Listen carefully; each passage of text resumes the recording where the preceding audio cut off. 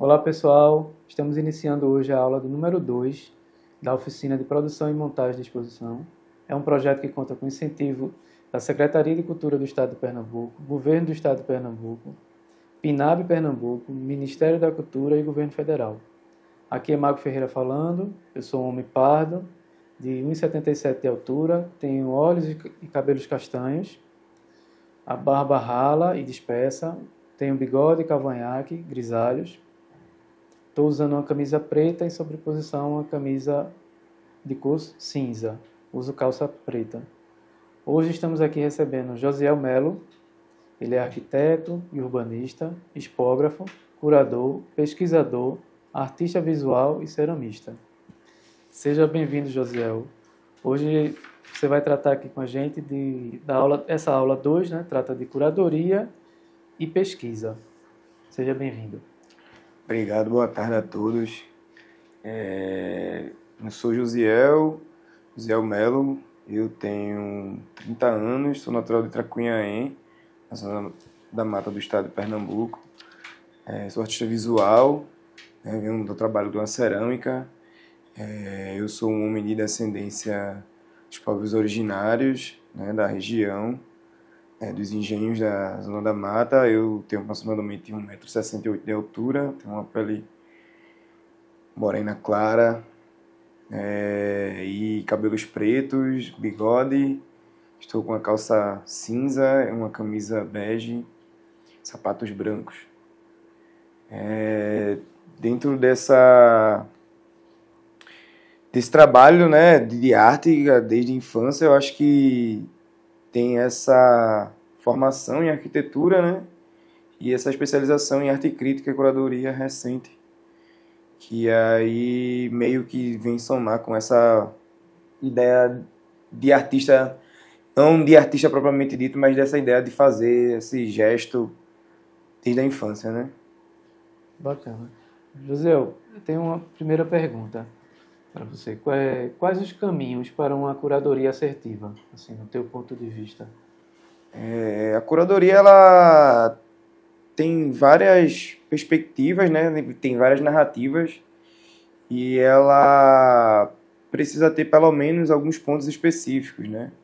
Eu acho que uma pesquisa bem amarrada, um objetivo bem claro e uma ideia bem maturada para o processo da curadoria sair de alguma forma bem entendível, né? Então, eu acho que de alguma forma ela precisa ter esses pontos básicos, mas nada impede de ter outras coisas, né? Ela pode também ter aspectos mais complexos, como teorias, né? Ou às vezes não, a prática comunitária pode ser um partido curatorial. Então, acho que ela tem várias nuances, né? Então, depende muito do perfil do curador, né? E como vai ser apresentada cada amostra, né? Acho que tem essa especificidade de ser singular cada apresentação. Entendi. Qual a importância da atuação de um pesquisador ou uma pesquisadora em um projeto de exposição? Por exemplo, assim, um historiador. Porque a curadoria ela já é uma pesquisa, né? Tem uma parte profunda de pesquisa.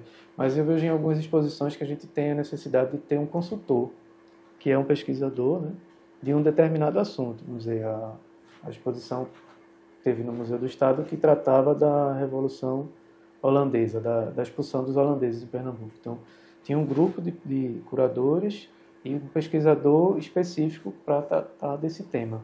Como é que tu vê isso, assim? Das várias propostas de se fazer uma curadoria, né?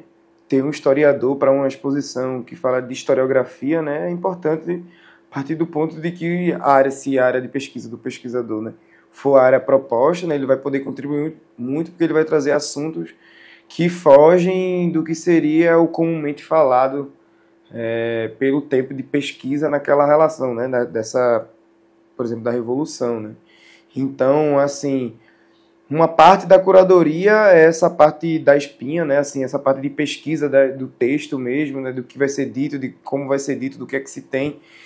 Mas a outra parte também é a materialização, né? Então, assim, o curador ele precisa também, de alguma forma, ter uma preocupação como vai ser a visualização da exposição, Então, entender como vai ser essa visualização também é um aspecto da curadoria, né? Então, às vezes, a curadoria não é só texto, mas, assim, assume uma posição, às vezes, de direção de arte, né? Definindo cor, né? Para ter um alinhamento com a proposta conceitual, né? Da curadoria. Então, é a narrativa da exposição, né? Explica mais para a gente sobre isso. A narrativa da exposição é o traçado que ela vai percorrer para ela chegar no que seria na proposta final, né? Então, você tem um objetivo com a exposição de apresentar um determinado assunto, né? Mas aí como apresentar esse determinado assunto? Qual é a melhor forma de apresentar esse determinado assunto? Quais são os caminhos que você vai traçar? Quais são os pontos que você vai estabelecer que vão definir esse percurso dessa narrativa, né? Então, pensar quais são esses pontos cruciais ao longo do processo, né, da curadoria, para que ela tenha uma narrativa que você consiga tapar, assim, não como uma parede bruta, né, mas assim, que ela possa ter uma clareza no que ela se propõe a fazer, né? Então, assim, às vezes a curadoria propõe-se a uma coisa muito clara, às vezes não, às vezes ela é uma coisa até mais opaca, né, dependendo do processo e do que está sendo apresentado, né? Então, é muito bem... O objeto que vai ser apresentado define muito bem como você vai fazer essa proposição, dessa proposta, e também o perfil do curador, né? Essa questão da subjetividade, né? Também e áreas de pesquisa, de interesse. Então, é assim, uma coisa muito se relaciona também com isso, né? Sim. Mas também tem as caracterizações básicas da curadoria, né? Você pensar que ela tem início, meio e fim, né? Que tem um objetivo e quais são os conhecimentos que você vai seguir, né? Quais são as suas linhas de pesquisa que você vai seguir, né? Então, não tem neutralidade na curadoria, né? Ela, assim, é sempre algo muito propositivo e tem um propósito final, né? Certo. Você trouxe uma apresentação, né? Para fazer pra gente. Trouxe uma breve apresentação, rápida, assim, pensando nos últimos trabalhos que eu tenho feito, nos últimos anos, mas, assim, né, é o que tem sido feito até o final de ano, né, que é onde estamos nesse momento, 2025, mas aí 2026, né, já está logo aí, com outras possibilidades. Então, meio que tenho essa mini bio, né, onde faço essa descrição sobre essa carreira mais acadêmica, e alguns trabalhos, né, de curadoria e expografia que às vezes eu me dedico, né, porque apesar de ter esse caráter muito artístico no sentido da escultura, né, outras atividades depois da formação em arquitetura foi agregada, e a expografia é uma coisa que eu imagino como um trabalho de arte, assim, propriamente dito, que tem linguagem, né, existe processo criativo e que de alguma forma se agrega essa relação de você trabalhar o espaço, né, de forma que pode agregar as exposições, né? Então, algumas exposições eu faço expografia, às vezes faço para exposições que não são minhas, mas às vezes eu faço curadoria, expografia, então meio que a coisa vai se alternando com o trabalho artístico, curadoria, expografia. Se entrelaçam. Né? Às vezes uma pesquisa, um texto, né? Uma publicação. Então, meio que uma coisa vai se ligando à outra e cada trabalho também pede a sua especificidade, né? Às vezes você está trabalhando com fotografia, às vezes você está trabalhando com cinema, né, com o documentário, às vezes com a própria exposição mesmo. Então, assim, cada coisa vai trazendo uma nuance e vai agregando, né, de alguma forma. E aí, pensando nessa coisa da mini bio, eu trouxe essas primeiras contatos, que eu acho que foi com a exposição, que eu tive o primeiro contato com a expografia, assim, propriamente com a exposição Renato Vale, lá no Janete Costa. E aí, Renato Vale fez uma proposta de uma oficina aberta. E aí os alunos também visitavam a exposição enquanto ela estava sendo montada. Então aí tive esse contato com o Todé, aí Diogo, um salve. Né? E Renato que me introduziu meio que nessa tentativa, ainda um pouco sem entender como é que é a arquitetura e a expografia. Porque no curso mesmo não tem uma disciplina de expografia, né? Tem a disciplina de design de interiores, né? Então não tem uma coisa muito voltada às artes, né? Que seria... Você vê por alto, né, mas não vê... Você vê a arquitetura das exposições universais, né, não, na teoria de arquitetura e tal. E aí, nesse momento, eu tive com a prática, né, esse contato mais prático, como é que monta quais são os objetivos, como é que você organiza, né? E aí depois teve essa relação mais próxima com o curador, né, a convite de uma pessoa do educativo que eu fazia parte, para trabalhar dentro de um ateliê de um artista de Olinda, que é curador, que é Raul Cordley. E aí teve esse outro contato com outras exposições, né, com essa coisa mais específica, né, do trabalho do curador enquanto um trabalho profissional sendo constituído, sendo construído, né, ao longo do tempo de trabalho, né, com várias coisas que vocês vão fazendo. Então, fazer edital, fazer exposição, trabalhar com os artistas, fazer organização de exposição. E aí tive esse contato mais prático, assim, de dentro de um ateliê, e como é que pensa, assim, um curador próximo, trabalhando como assistente desse curador, né? Entendi. Que é um curador de Campina Grande, um grande artista. E também se empenha no trabalho com outro artista, né? Com outros artistas, né? Que é o trabalho da curadoria, né? Quanto tempo tu ficou trabalhando com ele?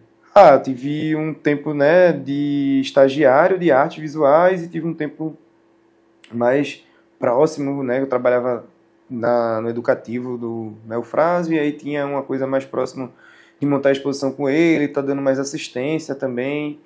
E aí também, claro, né, aprendendo todo dia, né, vendo essa relação de como é que é o dia a dia de um curador, o dia a dia de um pesquisador ali em casa, né, no ateliê dele, momentos de pausa para leitura, momentos de café, momentos de ver algumas coisas de artes visuais, conversar sobre determinadas situações e contextos, né, que também é uma formação que não é assim, que é uma formação na prática, assim, mas é uma formação mais informal, eu acho.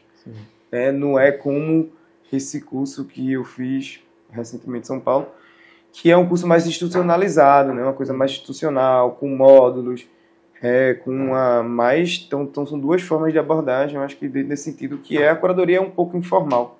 Mas não tem uma formação acadêmica para curador. Você tem curso de especialização, é isso? Tem cursos de especialização assim, por instituições, mas tem os programas de pós-graduação em artes visuais que tem linha de pesquisa em curadoria, né? Entendi. Mas é um curso de curadoria propriamente dito. Tem essas especializações, né, e essas coisas meio de pós-graduação nos programas das universidades públicas, às vezes universidades particulares. Mas aí é um processo ainda contínuo, né, não é algo muito institucionalizado ainda, não é, mas tem um pé dentro da instituição. Mas não é uma profissão que tem regulamentação. Ainda está pairando nessa coisa meio informal e meio institucional, né? Não tem uma imposição de ser uma coisa obrigatória você se formar, né? Mas, então, qualquer especialização que seja, né, de alguma forma vem agregar, né? Assim, a gente tem a prática como ação mesmo da curadoria, mas tem a parte teórica também, né? De se fazer reflexões e pensar em conhecimentos da curadoria, né? Tipo de pesquisa, tipo de curador, abordagem crítica sobre a curadoria. Então, acho que também é isso. E dessa apresentação que tu trouxe de trabalhos que tu já fez? Trouxe alguns trabalhos e essa narrativa histórica, né? Assim, de como foi esse passo a passo, né? De algumas exposições que depois viraram outras exposições, né? As exposições, por exemplo, a Linda Cidade dos Artistas, que é muito parecida com a exposição que eu fiz, que é a Tapirurama, Gerações de Massapê, que é no Museu de Arte Popular, que meio que falava das gerações de artistas dentro de uma cidade, né? Nessa especificamente a cidade de Tracunhaém, que é a cidade de onde eu sou natural, né? E aí traz exposições que você passa, né? E deixam coisas em você, e aí você consegue de alguma forma criar trabalhos específicos, né? Pensando em influências e pensando também que a exposição ela é uma cadeia, né? Toda uma rede que se liga, né? E aí momentos históricos também tem exposições como marcos, né? A exposição de 2022, por exemplo, Tapirurama, no momento de 100 anos de revisão do modernismo brasileiro, pensando numa revisão geral, né, desse modernismo estereotipado que segregava, né, o que seria a arte erudita, né, e a arte popular, né, a gente teria hoje o que seria na contemporaneidade essas revisões, né, essa história outra não contada, né, E aí essa exposição, de alguma forma, traz essa contribuição para essa revisão do modernismo, né? Pensando que a cidade de Tracunhaé é um território que foi habitado pelos povos originários de Tabajara, e se tinha uma aldeia de nome Itapirurama, né, que é a terra dos tapirus, que são as antas. E aí tem essa origem dessa produção cerâmica, e aí tem todo o período colonial, né, todo esse processo dessa produção cerâmica servindo aos engenhos. E aí tem, no início do século XX, essa pesquisa de alguns intelectuais brasileiros, né, para se definir essa identidade brasileira, né, e aí se tem uma categorização dessa arte como arte popular, escultórica, figurativa, e aí meio que essa Tapirurama é uma tentativa de juntar esse passado, né, a partir da aldeia, essa presença, né, que seria esse meio, essa cerâmica, a partir dessa cerâmica figurativa que tinha no acervo do Museu de Arte Popular e existia ainda na cidade de forma muito latente, e aí meio que Gerações do Massapê é essa união, né, temporal, do início, meio e continuidade desse processo da cerâmica, né, que existe na cidade. Uma exposição que teve várias atividades, né, conversas, oficinas, palestras, né, com o próprio Raul Córdoba, que trouxe um texto muito importante dele, afinal, que é artesanato, né, que traz essa relação muito clara do artista, do artesão e da cerâmica, tendo essa artesania, né, do fazer muito latente, mas também tem o criativo, né? Então é também uma linguagem. E aí depois dessa outra exposição a gente teve catálogos, teve outras atividades, como a exposição itinerante Pareoli Scut, né, Reminiscências do Ferro, que foi uma exposição também do Museu do Trem, junto com a Fundarp, né, com o equipamento do Estado. Então, que também tinha oficinas com as crianças do COC, tinha essa questão mais educativa, que pensava, no caso, sobre essas reminiscências, sobre os símbolos adrincas, dos símbolos adrincas dos povos acãs, que tem nos ferros de gradis do museu, né? E aí a gente registrou e levou esses símbolos para a sala de aula para poder instigar os jovens, né, as crianças, sobre essa presença desses símbolos que existiam no museu dos povos negros. Esse é o Museu do Trem, né? Isso é no Museu do Trem. Né? Então, tipo, as exposições, assim, todo ano eu geralmente faço 1, 2 exposições, às vezes 3, curadorias. Não é alguma coisa muito... Vou dividindo minhas atividades, né? Às vezes tem um trabalho de arquitetura, às vezes tem um trabalho de arte, Sim. Às vezes tem a minha própria produção de arte, né? Então, Ô, José, é uma nuance. Ainda sobre essa exposição Tapirurama, ela ficou mais tempo do que o previsto, né? E É, teve mais desdobramentos. Ela teve mais tempo do que o previsto, mas aí ela tinha a gente conseguiu aprovar um catálogo, né, que meio que, além da exposição, o objeto em si registrava um processo da exposição, registrava as fotos, né, das esculturas, tinha a junção da mesma pesquisa sobre cerâmica, né, com a pesquisa do Raul também sobre cerâmica, né, e essa relação das pesquisas, né, sobre um único objeto. E aí tem o catálogo, né, que é essa materialização e essa continuidade dessa pesquisa, de forma textual, imagética, né, trazendo também o Digitais sobre o Barro, né, que é um registro audiovisual, né, sobre o trabalho sociocultural da cerâmica na cidade de Tracunhaém, a partir de vários oleiros, né, que trabalham há mais de 70 anos com a cerâmica, né, então também ter essa continuidade utilitária também é interessante, né, não só a escultórica, né, pensando nisso, né, porque as duas produções se alimentam. E aí essa pesquisa, né, traz também essa relação com a expografia, né, com essa coisa da terra, né, com essa continuidade dessa relação da terra e da produção cerâmica, e questões também de revisão, né, de crítica à própria arte, e que a gente hoje também tem essas pesquisas em relação mais latente, né, da decolonialidade, né, de você poder pensar sobre essas questões que tocam em questões mais políticas e de outras óticas, né, sobre o que a gente tem muito, às vezes parece que é muito batido, mas às vezes outros olhares refrescam, né, a situação. Certo, e aí tu tem essa passagem pela Fundarp, né? E que frutos geraram aí dessa passagem? A gente teve essas exposições do trem, né? Teve a exposição também da pesquisa, na exposição, né, A Torre e o Tempo também, É uma exposição interessante que traz essa... Tem trajetos poéticos também, que foi outra exposição no trem que falava sobre o universo ferroviário, né? E os poetas, né? Ascencio Ferreira, Solano Trindade, um grande artista, né? Movimento negro, né? O Manuel Bandeira e o Luiz Gonzaga, né? Que de alguma forma falava dessa relação do universo ferroviário, né? E como essas poéticas se entrelaçavam. E aí, de alguma forma, é muito feliz, né? Porque pensar que o universo ferroviário, além de ter essa estrutura física, né? Também tem essa estrutura simbólica e poética, né? Também pensada pelos artistas modernos, né? E também você vê, né, que como é caracterizado como um símbolo de progresso, mas também um símbolo de avanço da colonialidade, né? Pensando na desigualdade produzida também pela ideia de progresso que a gente tem muito estabelecida hoje. Então, assim, de alguma forma, esses trabalhos, né, que vão acontecendo, né, passam também por uma questão de afinidade também por algumas pesquisas, né? Então, é uma coisa, acho que é até difícil você dividir a pesquisa da curadoria, né, porque elas são tão ligadas, né?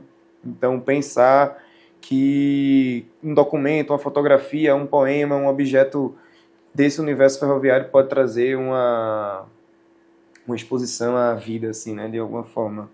Entendi. E aí, mais recente, né, tem essa exposição que é essa proximidade com a linguagem da fotografia, né? Eu já participei de alguns concursos nacionais, como o PRVG, e aí vejo na fotografia também uma linguagem muito interessante, né? Porque eu fiz 2 anos de artes visuais, e aí teve um aprofundamento nessa linguagem fotográfica, né? De celular e de câmera também. E aí junta-se com o Ronald, né, que é um grande fotógrafo daqui da cidade do Recife, de Aquino, que também é artista e fotógrafo, professor, né? E aí está mais ligado à academia e à questão pedagógica. E aí a gente traz esse edital aberto para fotógrafos contemporâneos, né, ligado à cidade e memória da cidade do Recife.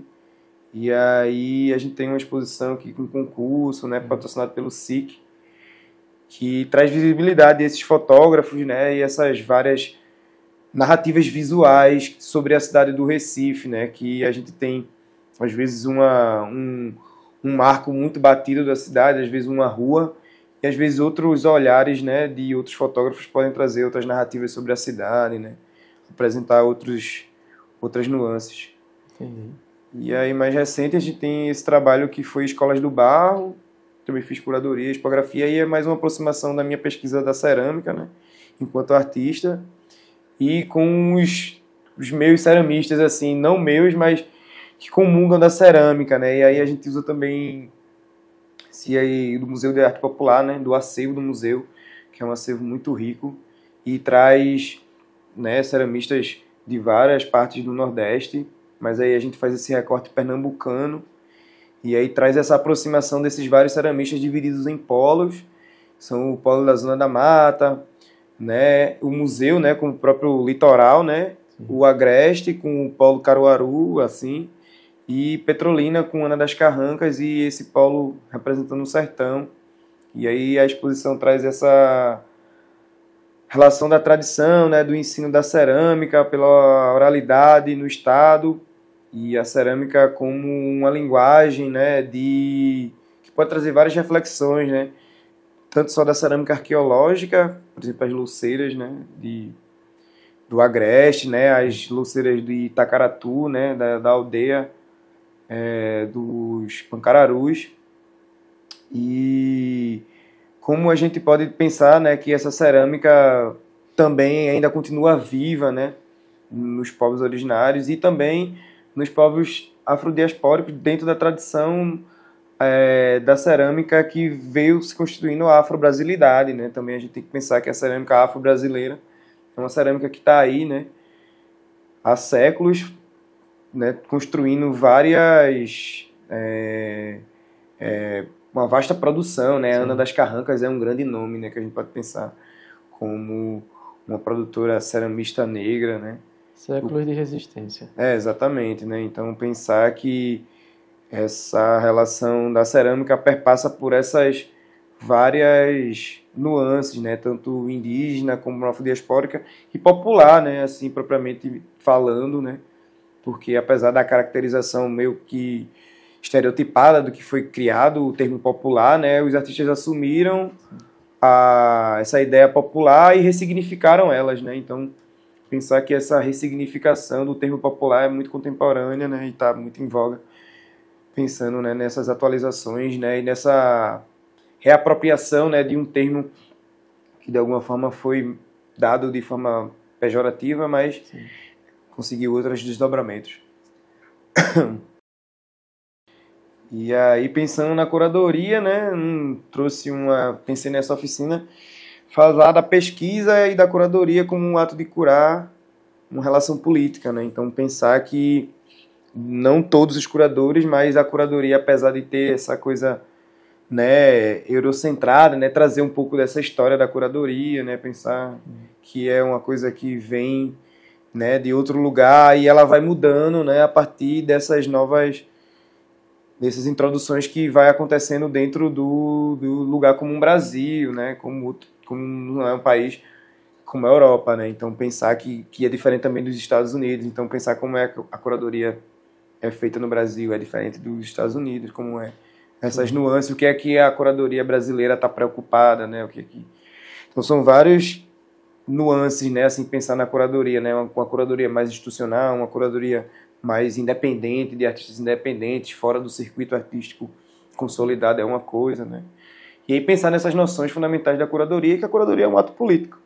Você, quando São vários caminhos. São vários caminhos, né? Não é nada muito rígido, mas aí toda curadoria, né, ela tende a ser política porque ela tende a tomar decisões, né? E também não falar e não dizer também é um ato político, né? E dizer também é um ato político. Então, escolher o que vai ser dito e o que não vai ser dito também é importante, né? Então, o que vai ser dito nas entrelinhas. O curador, né, ele atua como pesquisador, um mediador, um articulador de rede, um autor de narrativa, né, dispositiva, né, um agente político da memória e da visibilidade. Então, a tipografia e, no caso, a exposição vira uma linguagem, né, uma relação com o espaço, ritmo, silêncio. Então, quando se pensa em curadoria, tem que pensar nessa organização técnica e construção de sentido, e não uma coisa ou outra, né? Então, muita gente acha que a curadoria é só organizar as coisas no espaço, né?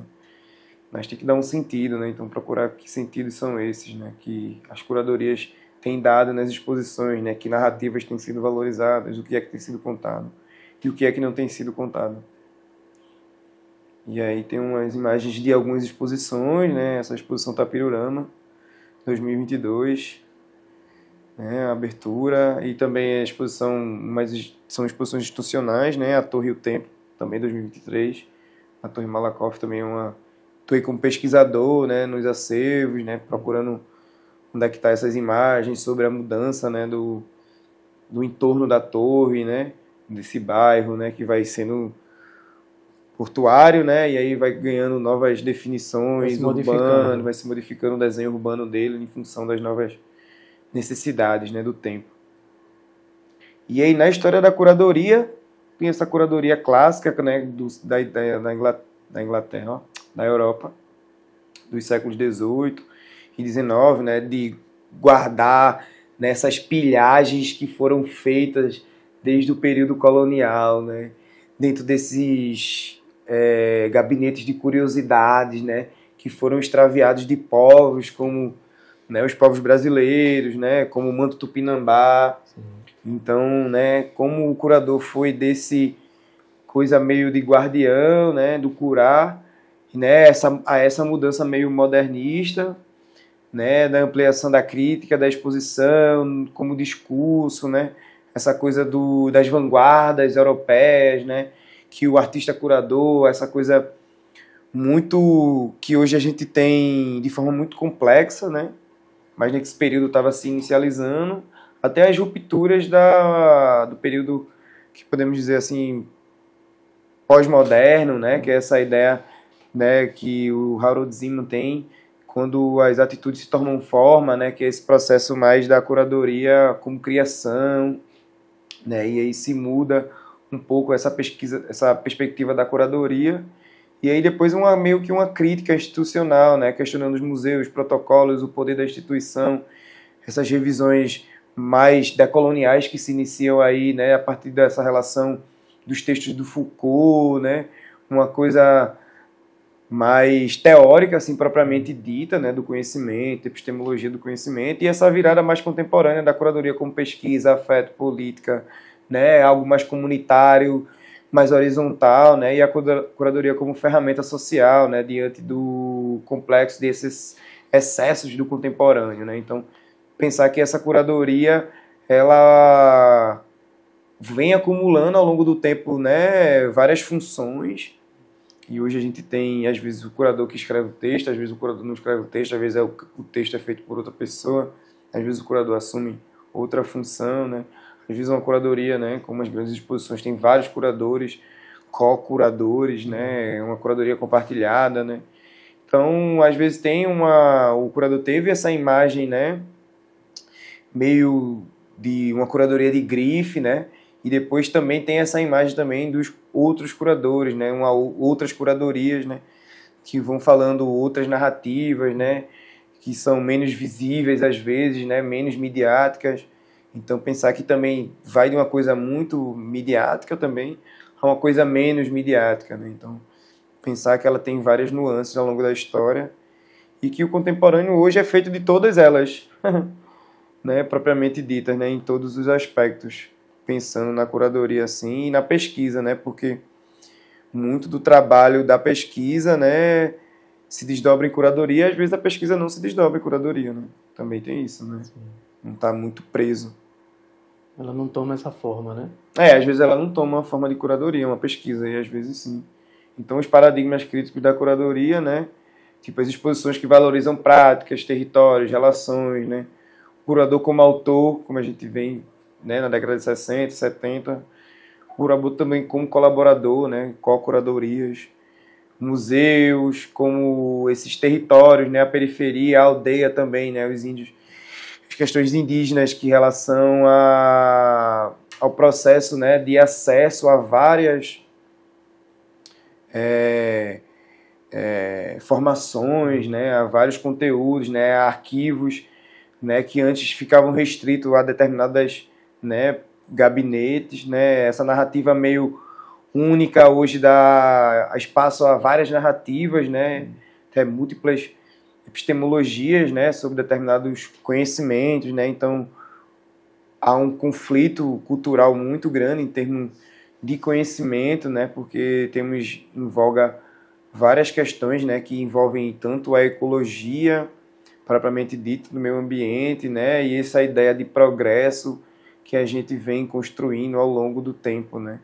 Então, como determinadas narrativas, né, também perpassam para a curadoria, assim, né, e como desde o olhar eurocêntrico, né, pensando que a curadoria tem esse primeiro aspecto, né, e depois até extensionar essas fronteiras, né, do que seria essa nova perspectiva de curadoria dentro do que a gente tem hoje dentro das artes visuais, né. José, como é que tu vê o uso da internet nessa composição, até mesmo para nortear os direitos autorais de uma curadoria, né? A internet ela é o grande disseminador, né, de informações e conteúdos, né. A curadoria propriamente dita é um conteúdo, né, mas ela, né, os conteúdos de internet são outros conteúdos, então a curadoria meio que para ir para a internet ela é fragmentada, né, em vários trechos, em vários, às vezes, vídeos, né, fotos, né, e apresentações feitas em mídias sociais, né, como jornal e até entrevistas, né, com os curadores. Então, essa relação da curadoria é muito, podemos dizer assim, complexa, porque termina que para a internet hoje, com esse excesso de informação, excesso de imagem, né, esse bombardeamento que a gente sofre cotidianamente, né, então o papel da curadoria meio que vai assumindo outras formas para além das artes visuais, né. Eu acho que até para as questões digitais propriamente dita, né, de seleção, né, narrativa de conteúdo, né? Como esses conteúdos são apresentados na internet, né? Tudo isso passa por uma curadoria feita pelos jornalistas, pelos editoriais, né? De como determinada informação vai ser apresentada, né? Então tudo isso também de alguma forma se aproxima dessa curadoria, mas não dessa curadoria voltada para as artes visuais, né? Eu acho que foi uma curadoria mais ampla, assim, propriamente dita, né? Mais dentro da sociedade de forma que ela passa por algumas outras instituições, né? Como, claro, né? Os jornais, claro que ele tem uma intenção, claro que ele tem uma curadoria, qual vai ser a imagem que vai estar na capa do jornal, qual é o título, qual vai ser a chamada, né? Então tudo isso passa por uma curadoria, um editorial, né? Quem vai decidir o que é que vai estar apresentado. Então tudo que está na internet passa de alguma forma, não por uma curadoria em termos técnicos, né? Em análise às vezes, mas passam por alguém que supervisiona a informação e dissemina ela, né?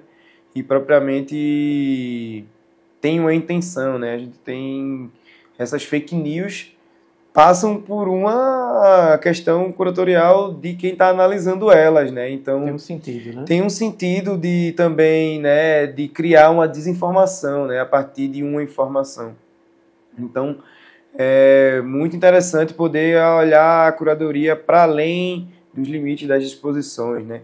E também ver que ela alcança outras esferas da sociedade, né? E aí tem essa imagem aí que é uma exposição, voltando mais uma vez para a questão da exposição, né? Que é uma exposição que aconteceu no Sesc, né? Que é Transformações Cerâmicas com Tiago Amorim, Prisciliana e Fernando, né? Que são 3 ceramistas de gerações diferentes, mas que tiveram essa interseção, né? Essa conversa assim dentro de uma oficina, né? Que acontecia no Alto da Mina, promovida por Tiago Amorim, que é um grande artista e articulador, né? Moderno e contemporâneo, né? De alguma forma, porque ele ainda está entre nós. E aí essa produção cerâmica dele, né? Deles, no final das contas, a gente trouxe essa mudança, né? Da relação de como a cerâmica serviu à humanidade, né? Como um objeto utilitário, né? Para sobrevivência, cozimento, né? E também os povos originários, né, urnas funerárias, né, também a cerâmica tinha essa questão fúnebre, né, mas também de festas, né, e aí dentro das artes visuais, né, esses artistas conhecendo tudo isso e todo esse universo, né, eles meio que, né, Tiago com essa ideia de disseminar, né, essa sociologia da cerâmica, né, que existe nela, convidou esses artistas, né, para experimentar a cerâmica a partir dessa ótica dele, que trazia o saber, né, que trazia a expressão, como nortes, né, do próprio conceituais do Tiago, né, saber o se expressar de forma clara na cerâmica, né, e aí fomos felizes de realizar essa exposição, né, que atua, como eu falo, como um fit, né, porque eu também sou ceramista, mas nesse quesito eu assumi a questão da curadoria, né, e aí nessa curadoria, nessa tipografia, né, que também teve montagem, né? Tem os montadores aí que fazem a exposição acontecer, né?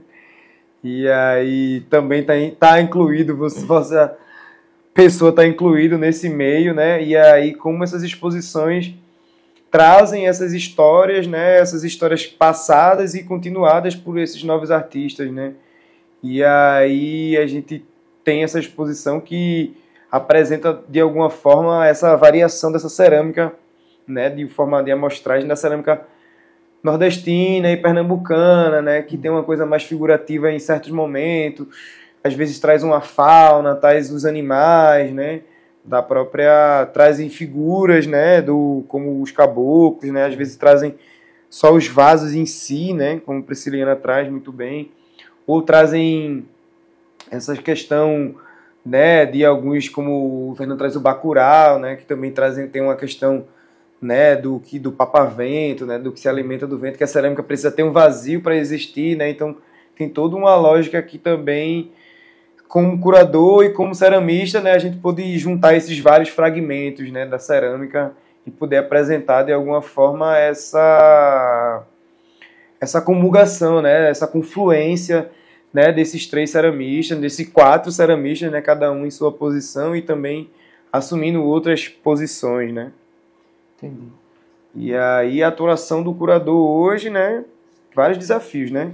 Primeiramente, aproximar a teoria, né, que é uma coisa muito, pensando no Brasil, né, quem é que lê, né, quem é que consegue acessar essas informações teóricas, né, e como você pode ser mais, às vezes, sensitivo e fácil, né, em algumas formas de você apresentar determinadas exposições. Então, as pesquisas temáticas, escritas de projeto, né, essa definição do escopo, seleção de artistas, mediação com o público, né, as propostas pedagógicas, né, que a exposição também perpassa por essa questão pedagógica, né, essa ideia de montagem, espacialização, orçamento, parceria de produção, diálogo, né, com os saberes, e essas curadorias de ambientes digitais, né, que foi o que a gente conversou, né, sim, que tem curadoria em inteligência artificial, né, em ciências de dados, né, tem essa outra nuance da curadoria, né, NFTs, né, provavelmente a curadoria da informação, né, pensando assim na informação que entra no sistema, né, e gera outras informações e dados, né. Então pensar que essa atuação do curador hoje, né, tem vários territórios, né, várias nuances, não só o território artístico, né. E aí tem um croquis, né, de alguma forma que apresenta essa pré-produção, né, conceitual, meio que assim, em formato de diagrama, meio confuso ainda, né, como vocês veem aí, essa Escolas do Barro, foi uma exposição que a gente fez agora em 2025. E aí trazia essa tradição viva da cerâmica, essa questão da oralidade, essa perpetuação pedagógica da cerâmica pelo ensino nesses polos cerâmicos, né? Então, como esse conceito, né, vai se materializar na expografia, né, e na curadoria.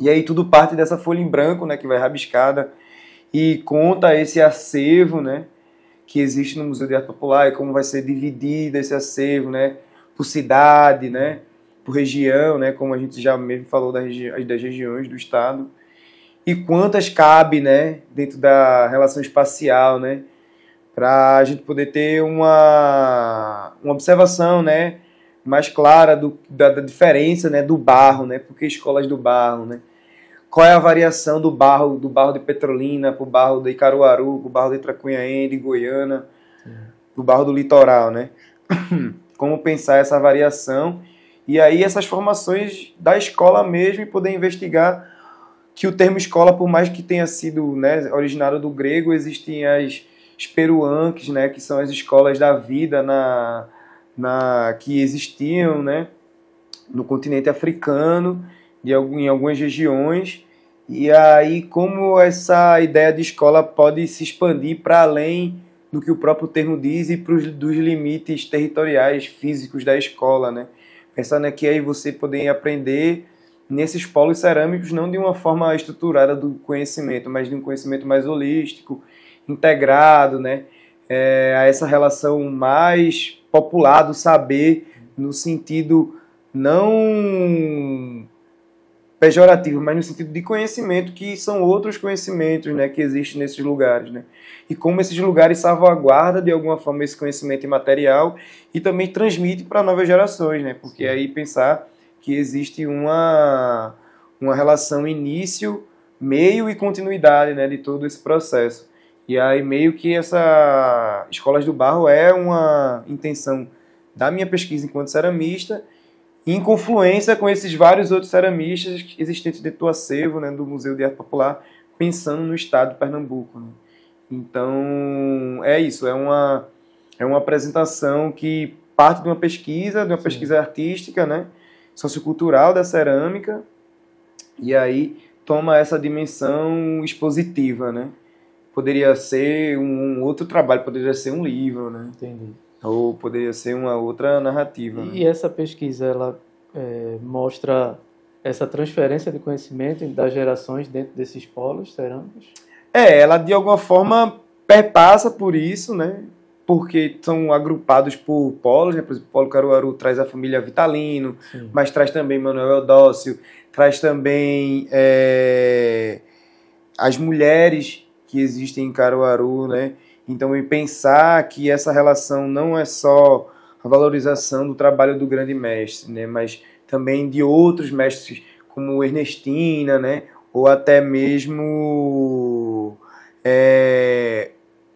em Tracunhaém, por exemplo, que existiam grandes outras ceramistas como Maria Amélia, né? A própria Lídia Vieira, né?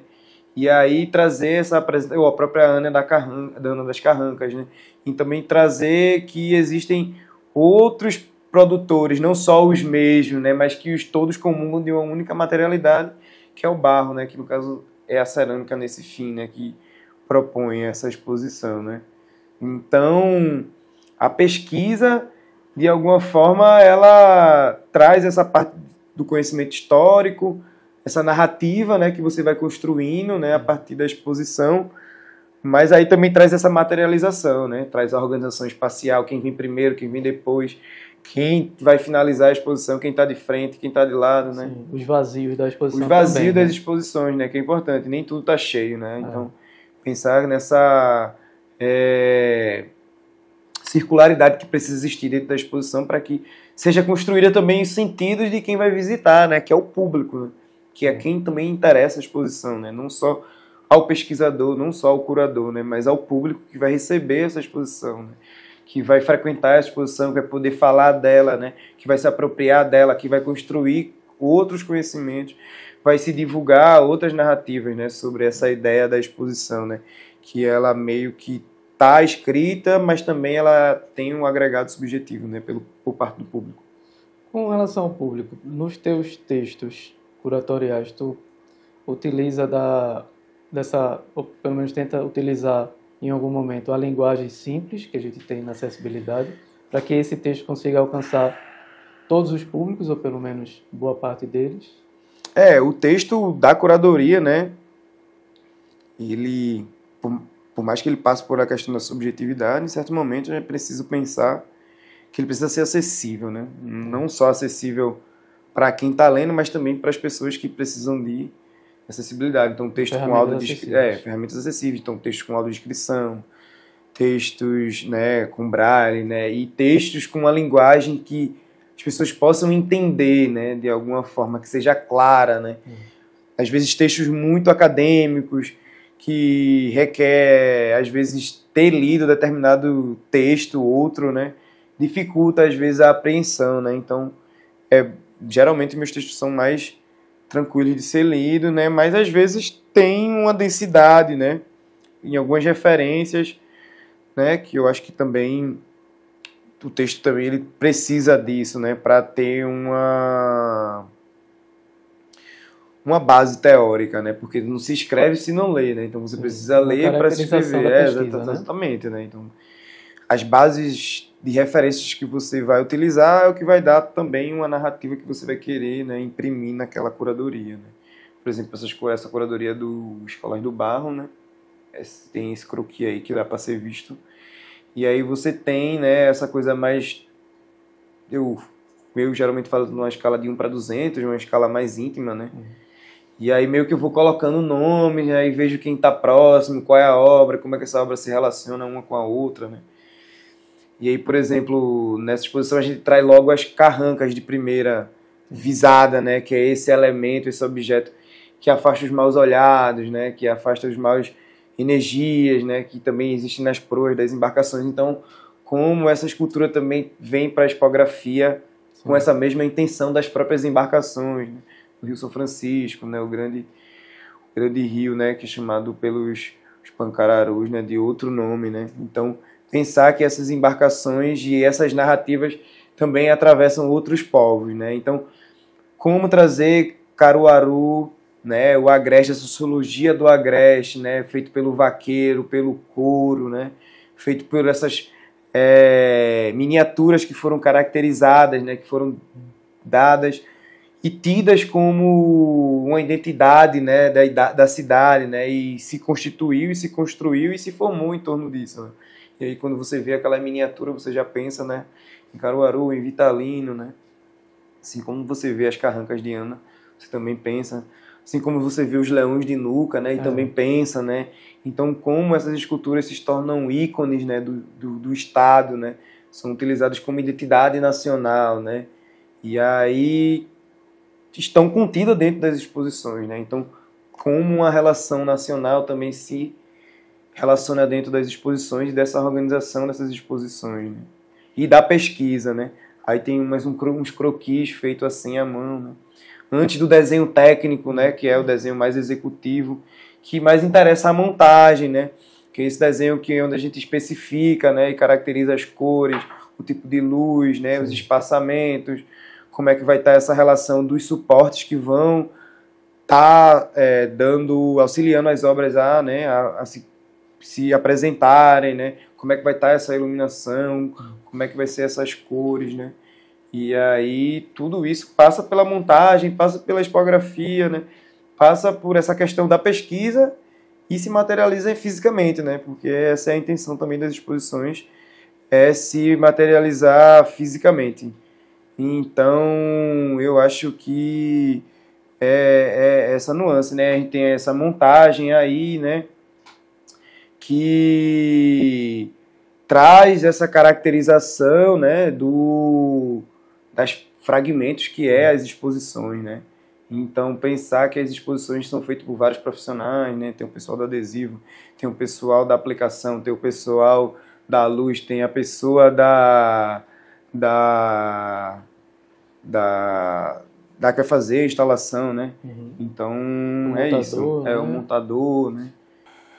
Então, a exposição é constituída desses vários fragmentos, né? De texto, de esculturas, pinturas, né? E o curador, que às vezes nem sempre o curador assume essa função, né? Às vezes é o produtor, né? E o pesquisador está mais dentro dessa ideia da alma, né? Que a gente pode pensar assim, desse eixo mais interno da exposição, né? Não propriamente a materialização da exposição física, né? O pesquisador ele pode ir até determinado ponto, né?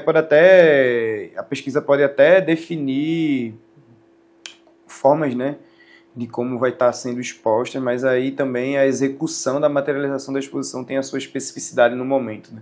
Como essa imagem que vocês veem aí, os profissionais da montagem da exposição, né, que são vários, né? E aí mais duas exposições aí que se foram no Museu de Arte Popular, que no caso é essa exposição Escolas do Barro, né, a abertura, né, ela tem começa com esse texto aí, com as obras de Ana, né, e aí vai se meio que ela começa invertida, né, traz o sertão para o litoral, e aí vai ter o Agreste, né, e a parte meio que Zona da Mata com Goiânia e Tracunhaém. E aí uma imagem, a gente conversando com o educativo, né, sobre essa proposta, né, e esse processo de formação com os educadores. E aí a curadoria como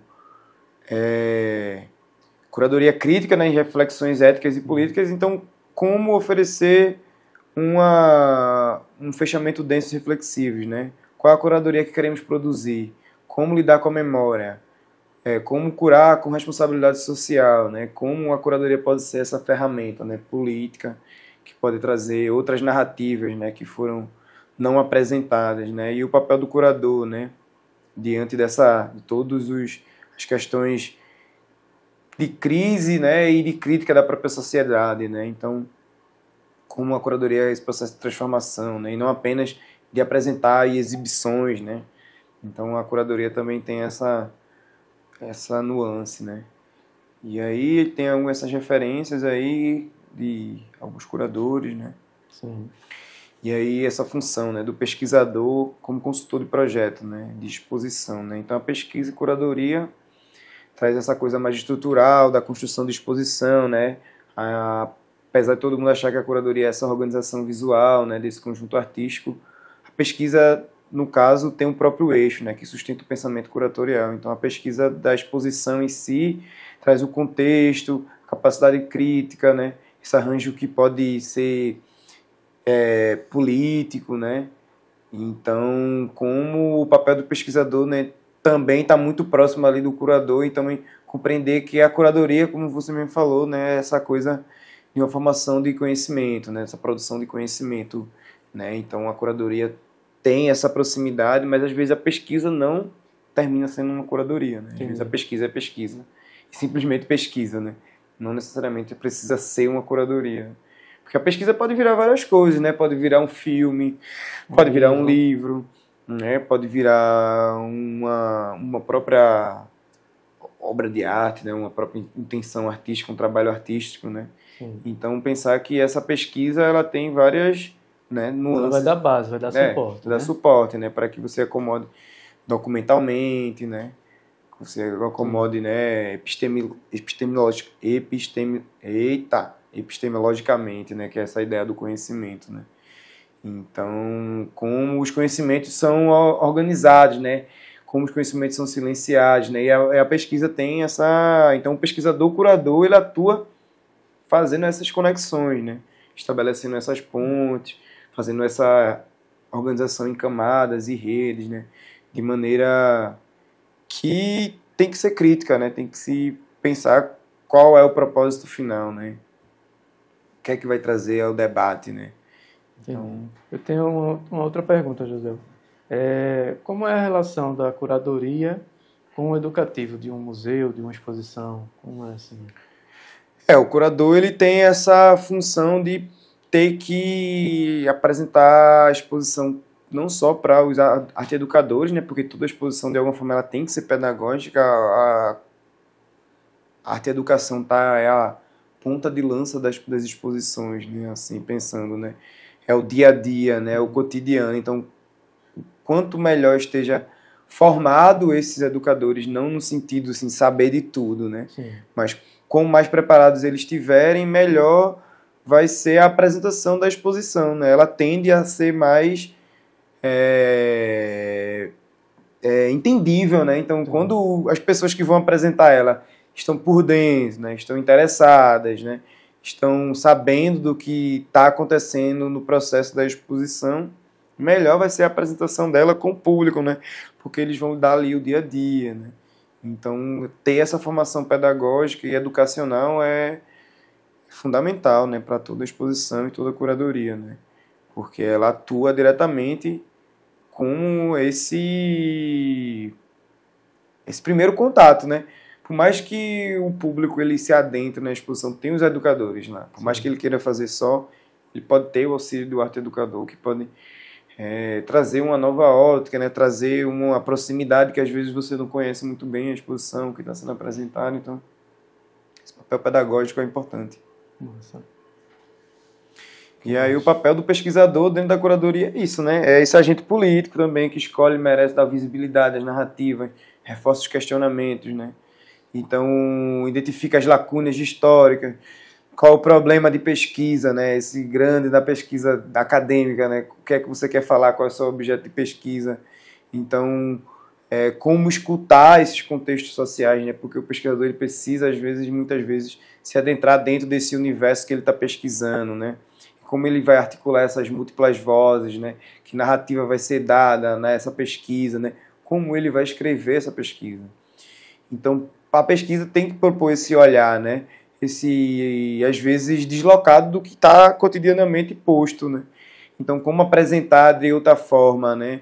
Essas novas questões que estão aí socialmente, né? Porque hoje a gente vive um mundo super complexo, né? Com a informação e contemporaneidade traz muito, né? Tanto o que é de mais novo, como também o que está aí há milhares de anos. Né? Contar então, a mesma história com a outra visão, né? com Como você formato. pode apresentar essas coexistências, né? Diante da sociedade, né? A partir da curadoria e da pesquisa, né?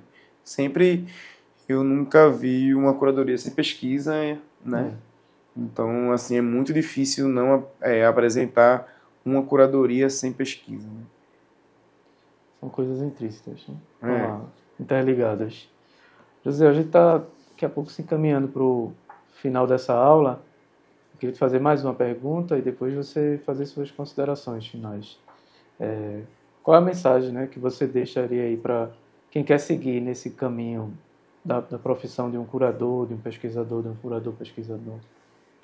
É um traçado muito específico, pensando que é uma formação que tem o seu viés institucional, mas também tem um viés um pouco informal, nesse sentido que você precisa estar em formações em cursos em museus, né, em instituições culturais, e também tem essa ótica mais acadêmica, né, que aproxima, né, e tem a ótica mais mercadológica, né, em certos momentos com galerias de arte. Então é preciso também escolher qual caminho quer ser traçado, né, quer ser percorrido. Então acho que a curadoria também é uma coisa muito livre, né? Você não precisa estar preso a nenhuma questão institucional, né? Você pode atuar como um curador independente, fazendo suas próprias pesquisas, né?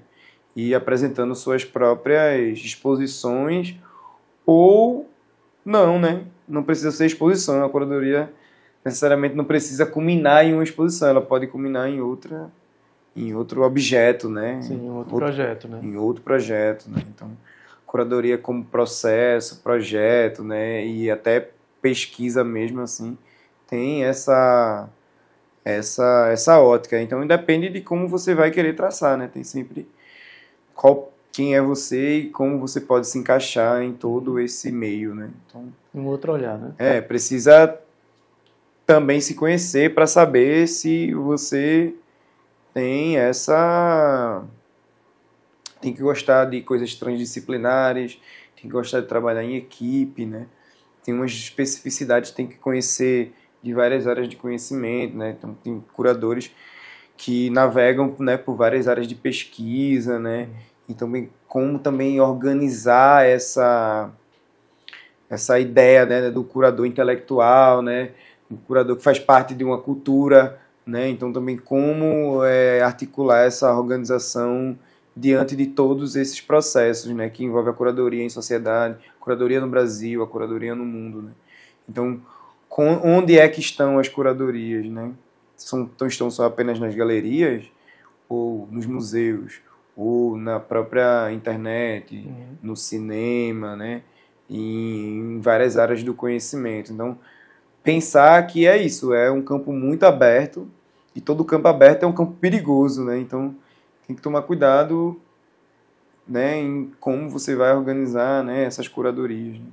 Então, tem que ter podemos pensar assim, numa espécie de... tem que traçar um caminho, né? Então, pesquisa como processo vivo, né? É o próprio, um dos últimos slides, assim.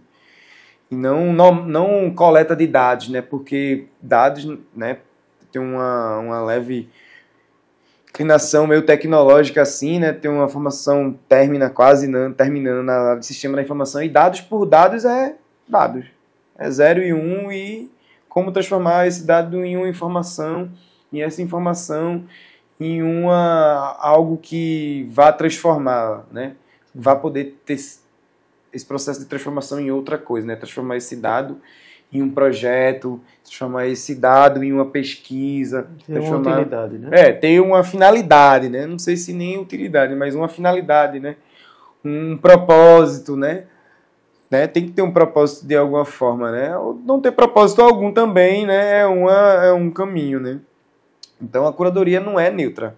Ela tem esse embate, né? Com criações de vários mundos, com mundos já existentes, né? Então um processo contínuo, coletivo, né?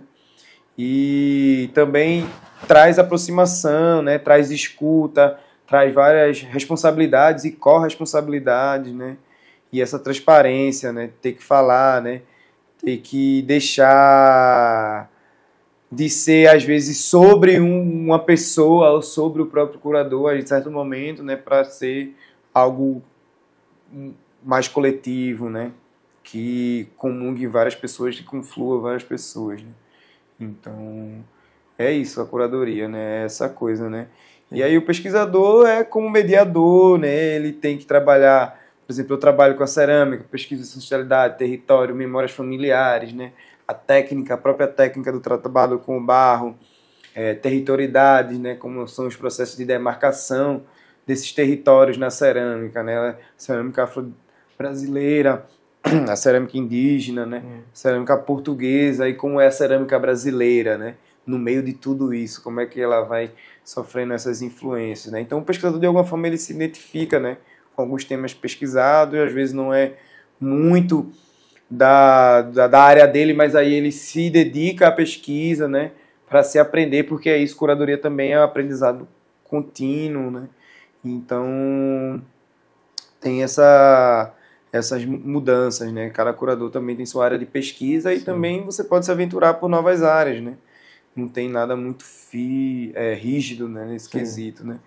E aí a expografia também se transforma, né, num ato da curadoria na exposição, né? Então a expografia também não é neutra como a curadoria, né? Então aproximar o público, conectar o olhar, o que é que está sendo visto, como está sendo visto e iluminado.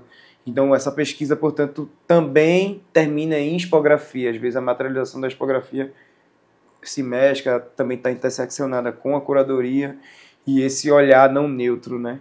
Esse olhar político e de narrativa muito clara, né?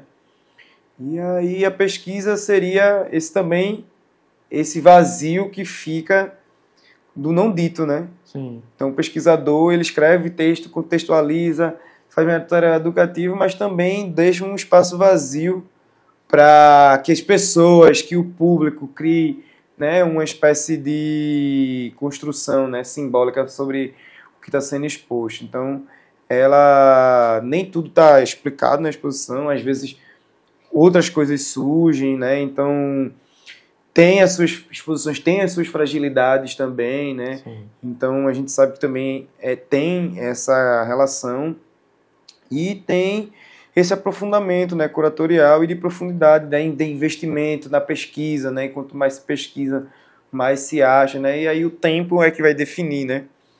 Quanto tempo de pesquisa você vai ter, quanto tempo você vai ter que executar a curadoria, né? Quanto tempo tem que fazer a montagem da exposição, e quanto tempo tem que apresentar os resultados finais, quanto tempo precisa, né, prestar conta de tudo isso, né? Sim. Então a curadoria, a expografia, né, essas experiências pedagógicas, esse espaço, né, também de reparação e também de novidades, né, de invenção, né?